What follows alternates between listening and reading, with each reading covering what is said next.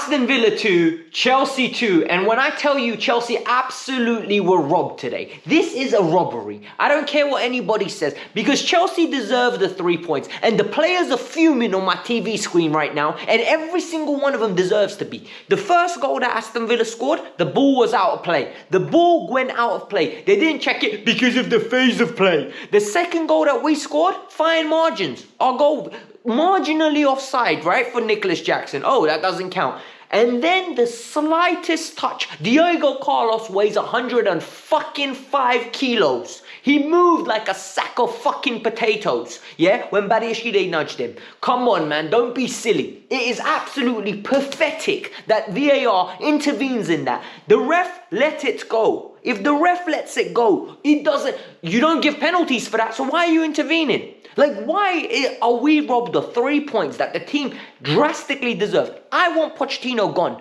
right? I want Pochettino gone. But Pochettino coached the win. In that second half, his adjustments made the difference. Chelsea went into that second half and deserved the victory. VAR once again has to be the centre stage of attention. Chelsea miss out on 2 important points that would potentially put them in a very good position to be fighting for 6th place, which is Europa League football next year. And this could cost people jobs. This is a pathetic decision that masks, in my opinion, a good performance today. Today's performance was good. Don't let the 2-2 fool you. This was a very good performance from Chelsea Football Club against a team that's going to be in the Champions League next year, and a team that has beaten Arsenal on 2 occasions, a team that humiliated us on Tuesday night. Let's break this down. The good, the bad, and the downright ugly. We've got all the details that you need to know, but I ask one favour of you. You made it this far, clearly enjoying the content. Number 1, subscribe to the channel. I'm going to give you the honest, cold truth. Number 2, bruh, I need you to hit the like button if you're a regular. It really pushes the content. It helps a lot. Let's get into it. I want to be positive, but I can't. Because I have to start with the ugly truth here. And the reason I say I'm going to have to start with the ugly truth is because the ugly truth is disgusting. How have Chelsea had a goal disallowed for that in the final minute? It's a little nudge on Diego Carlos. There was not enough to move him like a sack of potatoes. The ref lets it go on. If there was, he should have blown the whistle and stopped the game. They let the play run on. He scores the header. Everyone's in euphoria. Nah, goal's cancelled. Okay, cool. Why did you not go and check the nonny when the ball went out of play for nonny? Why was it the ball was around to go all the way to the right hand side, cross comes in, they play a little counter attack, goal cross across, and an own goal by Chelsea? Why was that not checked?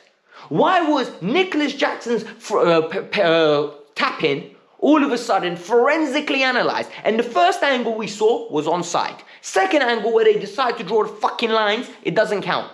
Why? I'm pissed off today, excuse my language. The second thing that was ugly in this game. Yo, what is it with Chelsea and deep blocks and players not moving, man? Players do not move, and that first half epitomised it. We have the ball. They're not moving. There's no one's making a run in behind. No one's picking up the ball and driving, and then someone's like opening up and give me it. 1-2, 1-2. None of it. Lack of coaching. That's a lack of coaching because we've got ball carriers in the team. And you saw it in the second half. They woke up. They woke up and started doing it. And whether that's Pochettino's adjustments or whether they're not trying in the first half or whether he saw and gave them instructions, I don't know. But we need to be better. And another one, Mudryk. I am sorry to be negative, right? But we paid a lot of money for you, £62 million, and we didn't just pay it for your butterfly tattoo on your neck, bro. We need you to start giving us some dividends. We need you to give us a reason to back you. The difference between Noni and Mudryk, very easy. Very, very easy. Every now and then, Noni gives us something we can say, I see it. I see a goal. Oh, I see a run. Oh, nice skills. Oh, you know what? This, that. Oh. You see stuff from him. Yes, there are negatives in Noni's games. In Mudryk, I swear to God, I've stopped seeing anything. The occasional sprint. You know, it's come down to the point where we're forensically analysing sprints. We're like, oh my God, he sprinted there. I need more, man. You're a £62 million player with add-ons that can go up to 88 million. I need you to give me more. I'm sorry. And another one, how many injuries are we going to bloody have? An injury now to the Thiago Silva as well. That's 13 first team injuries, man. We are in a position that is absolutely disgusting. How many injuries? How many times, Robbie? How many times are players going to get hurt? I'm sick and tired of this, I can't lie. But I want to talk to you about the positives, all right? So we're going to get into the good, then we'll go to the bad. Because the good for me was integral. And what Mauricio Pochettino did at halftime was he decided that we were getting outrun in the midfield. We were getting all sorts of problems caused for us. So he tucked in Cucurella. Cucurella came in, helped with ball retention for Caicedo, Gallagher, and Palmer. And all of a sudden we had 4 and we were beating them consistently. Like overload, we had it on slap. We actually looked competent. You know, and this is what really annoys me. Because why didn't we start the game like that? Evidently you saw it and you changed it. And what happened? Chelsea reacted. Noni started being brave. Noni beat his man and went on his right foot. Imagine he has a right foot. He realized he has a right foot. And Chelsea started to get into the game. Chelsea started to open up a little bit and probe a little bit of ingenuity. And how did Chelsea's goal come? How every Chelsea goal comes. We pressed high, we won the ball in transition. All of a sudden, drops to Noni, lovely curler. Once he curled it in, happy days, man. Absolutely happy days. And you're like, we've got the belief that we're going to get back into this game.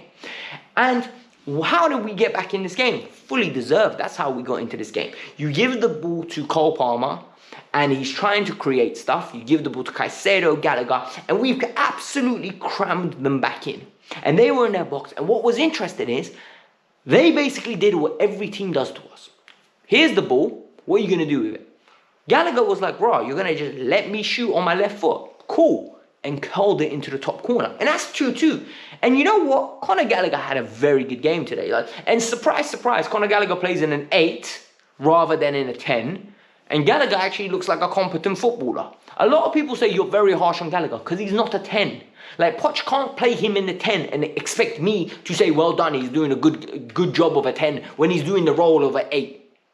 Like, he is an 8. He needs to run around, win the ball back, give the ball to the better players to create and score. In this situation, he got an opportunity and said, you know what, I'm going to take the shot. And you know what, he done it very well. He had a good game today. Caicedo, best game in the Chelsea shirt. Best game in the Chelsea shirt. Won the ball back, showed discipline, tackles, running forward, taking shots, driving. He actually looked like a £100 million footballer today. He was carrying this team by the scruff of the neck. He had a very, very good game. And what was also evident to see from this team is, yo, they're playing for Poch. I want Poch sacked. A lot of you want Poch sacked. They don't want Poch sacked. People that want Poch sacked don't, after going 2-0 down, have that kind of resurgence. They were absolutely fighting tooth and nail to keep this man in a job. And I reckon they're going to get what they want, because I don't see them sacking Pochettino unless the players say no. And for me, what makes me angry is, this deserves to be 3 points for the team, man. The team deserves to get 3 points for this. And yet they're not going to. Yet the good work isn't going to be rewarded. Like, that's what annoys me. And other positives, Cuckoo in the midfield, very good link-up play. And it just, you know, it just shows in-game management from Poch that he can see something and he can fix it. I need more of it. One final good thing before I get to the bad. Silva and Badiashile were amazing today. Like, I don't think they put a foot wrong. People were critical of Badiashile. People were uber critical of Silva. Like, oh my God, they're not good footballers. Oh my God, what did they do? Oh, look at Badiashile, booty Shile again. No, he was absolutely amazing today. And why was he amazing? He had a partner that was talking to him. There was one incident in the first half, Villa are breaking on us. And it's a 2-on-2, and the ball gets played into the channel. Thiago Silva's running, and all you see is him pointing to Badiashile, look over the your right shoulder. There's Leon Bailey's running in. And Badiashile sees it, fixes his body. Bailey tries to make a run around him. Badiashile reads it, puts his body in. Petrovic comes in, cleans the ball out. Why did that happen? Communication. And why does that communication happen? Leadership qualities at the back from Thiago Silva. Why did Badiashile look so good under Potter and looked so bad under Poch? Because we don't have leaders around him.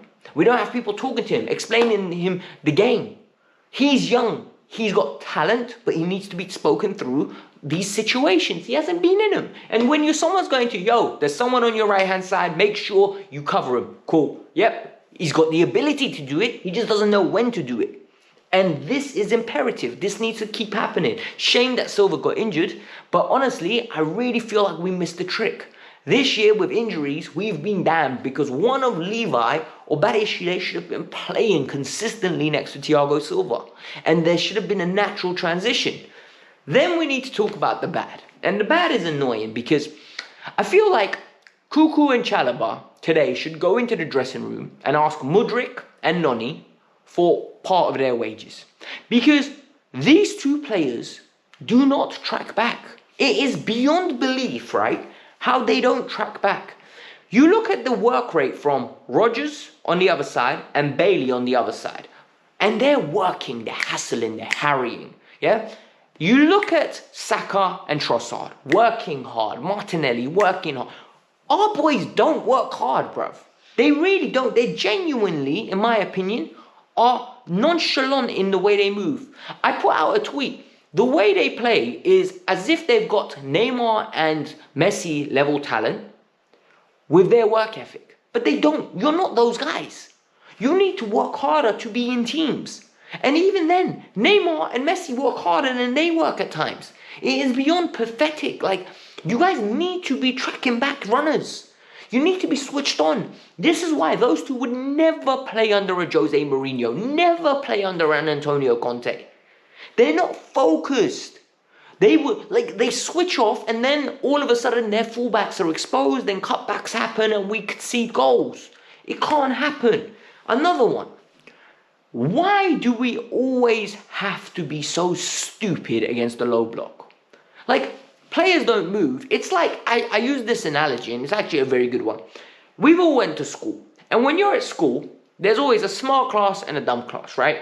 The school classes are ranked based on ability. Have you ever seen a low ability class in a maths lesson trying to do algebra? They're confused, they're baffled, they've got no clue where to start.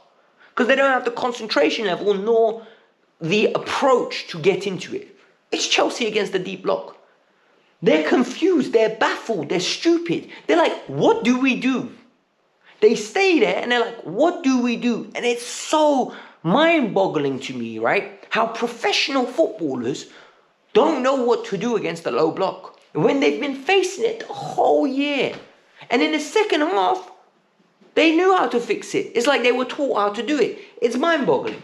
And for me, the final bad, the VAR decisions, man. Like, genuinely, like, I'm tired of getting in a situation where I have to blame VAR because today is a VAR decision. Like, it's so annoying because we deserve the 3 points. Guys, this was the Kavkas View. I hate the rant. I hate the vent.